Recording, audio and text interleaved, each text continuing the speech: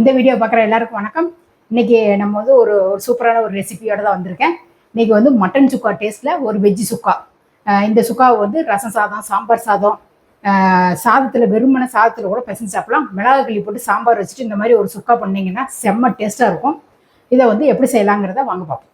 நம்மளுடைய கேகேஎம் ப்ராடக்ட்டில் வெறும் மிளகாத்தூள், குழம்புத்தூள், சாம்பார் பொடி, வத்தக்குழம்பு பொடி, ரசப்பொடி, கறி மசாலா பொடி, கருப்பு கவுனி அரிசி கஞ்சி மிக்ஸ், கருப்பு உளுந்து கஞ்சி மிக்ஸ், சிறுதானிய சப்பாத்தி மாவு, சிறுதானிய அடமாவு, சிவப்பு அரிசி இடியாப்ப மாவு, வேர்க்கடலை பருப்பு சாதப்பொடி, பருப்பு பொடி, கொள்ளு பருப்பு பொடி, சுண்டவத்தல் சாதப்பொடி, இட்லி மிளகா பொடின்னு எல்லாம் தயாரித்து கொடுத்துட்டு எந்த கலரோ கெமிக்கலோ சேர்க்காமல் கொடுத்துட்ருக்கோம். வேணுங்கிறவங்க ஸ்க்ரீனில் தெரியிற வாட்ஸ்அப் நம்பருக்கு ஆர்டர் பண்ணி வேறு சுக்கா செய்கிறதுக்கு நான் சோயாவை வந்து ஒரு நல்ல சுடுதண்ணியில் ஒரு 10 நிமிஷம் அப்படியே போட்டு மூடி வச்சுருக்கேன்.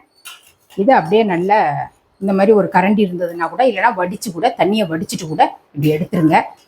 எடுத்துட்டு இப்படி தட்டில் பிளேட்டில் கொட்டிட்டு கொஞ்சம் நேரம் ஆற வச்சுட்டு நல்லா புளிஞ்சு எடுத்துடலாம். நல்லா சூடு ஏறிட்டு ஒரு ஸ்பூன் அளவுக்கு சோம்பு, ஒரு அரை ஸ்பூன் ஜீரகம், ஒரு ஸ்பூன் மிளகு, ஒரு ஸ்பூன் அளவுக்கு மல்லி, இது இந்த அளவுக்கு வறுபட்ட உடனே இதை வந்து நான் அப்படியே மிக்சி ஜார்லேயே சேர்த்துட்றேன். அதை அப்படியே கொஞ்சமாக ஆற வச்சுட்டு அப்படியே நல்லா பவுட்ரு பண்ணி எடுத்துகிட்டு வந்தேன். கிரேவியை சுக்காவை தாளிக்கிறதுக்கு 2 துண்டு பட்டை, ஒரு 4-5 ஸ்பூன் கிட்ட எண்ணெய் விட்டுருக்கேன். எண்ணெய் வந்து இந்த சுக்காவுக்கு கொஞ்சம் கூடுதலாக தான் தேவைப்படும்.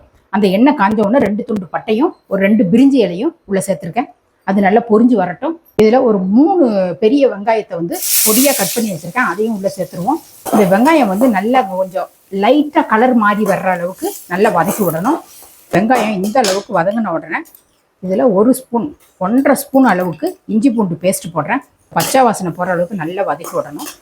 இதில் ஒரு 3 தக்காளி சேர்த்துட்டு இந்த சுக்காவுக்கு தகுந்த ஒரு முக்கால் ஸ்பூன் கிட்ட உப்பு சேர்த்துட்டு நல்லா கலந்து விட்டுட்டு அடுப்பை வந்து மீடியமாக வச்சு நல்லா தக்காளி வந்து நல்லா குழஞ்சி வரணும்.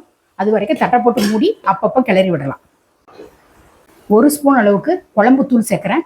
நீங்கள் வந்து குழம்புத்தூள் இல்லை அப்படின்னம்னா ஒரு அரை ஸ்பூன் கிட்ட வெறும் மிளகாத்தூளும் மல்லித்தூள் வந்து ஒரு அரை ஸ்பூனுமா கூட சேர்த்துக்கலாம்.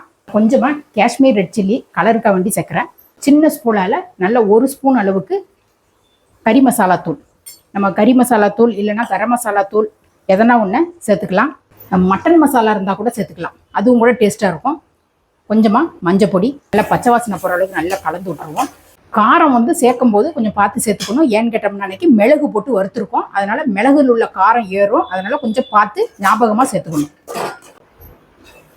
நம்ம இந்த சோயாவை நல்லா புளிஞ்சு வச்சுருக்கோம், அதை சேர்த்துடணும். சோயாவை வந்து புளியும் போது நல்லா சுக்கா புளிஞ்சு சேர்த்துக்கோங்க. அதில் தண்ணி இருந்தது அப்படின்னா உள்ளுக்குள்ளே மசாலா ஏறின அன்னைக்கு அந்த காரமே உள்ளே தெரியாத அளவுக்கு தண்ணி தான் நச்சுக்குன்னு இருக்கும். அதனால் நல்லா தண்ணியை புளிஞ்சிட்டு சேர்த்துக்கலாம். சேர்த்துட்டு நல்லா கலந்து விட்டுருவோம். இப்போ தட்டை போட்டு மூடிட்டு ஒரு அப்பப்போ கிளறிக்கிட்டே இருந்தோம்னா இந்த சுக்கா இந்த அளவுக்கு ரெடியான உடனே இப்போ நம்ம அரைச்சி வச்சுருந்த பொடியை சேர்த்துட்டு இதை நல்லா கலந்து விட்டுருவோம். இது லாஸ்ட்டாக 1 ஸ்பூன் நல்லா சுற்றி 1 ஸ்பூன் எண்ணெயை விட்டுட்டு 1 கைப்பிடி அளவுக்கு நல்லா கொத்தமல்லியவும் மேலே தூள் விட்டு கிளறி விட்டு இறக்கணும்னா சுக்கா ரெடி. அடுப்பை ஆஃப் பண்ணிடுறேன். இது மீல் மேக்கரை வச்சு ஒரு சுக்கா ரெசிபி செஞ்சு கட்டியிருக்கேன். டேஸ்ட் வந்து ரொம்ப அருமையாக இருக்கும். இந்த மாதிரி நீங்களும் ஒரு தடவை செஞ்சு பார்த்துட்டு எப்படி இருந்ததுங்கிறத கமெண்ட்டில் சொல்லுங்கள். இதே மாதிரி அடுத்து ஒரு சூப்பரான ஒரு வீடியோவில் நான் உங்களை சந்திக்கிறேன். நன்றி, வணக்கம்.